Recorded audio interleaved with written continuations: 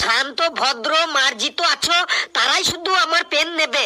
এখানে যে যে মূর্খ অশিক্ষিত শেষে চুপচাপ বসে থাকো, কারণ মূর্খ অশিক্ষিত অভদ্রদের কাছে আমি পেন বিক্রি করি না। আর এখানে যে যে ভদ্র শিক্ষিত শান্ত আছো তারাই দাঁড়াও আর আমার পেনটা কিনো মাত্র 10 টাকা 10 টাকা 10 টাকা। যে পেন না নেবে তার 10 দিন হাগা বন্ধ হয়ে যাবে। আমাকে দুটো দিন। তুই যে একটু আগে 5 টাকা করে বলছিলি পেনের দাম, এখন 10 টাকা হলো কি করে? সে যখন বলেছিলাম তখন, এখন 10 টাকা হয়ে গেছে। দামাদামি করলে 20 টাকা নেব, নিতে হয় নে, না হলে মূর্খ হয়ে চুপচাপ বসে থাক। দে আমাকে 4টে দে।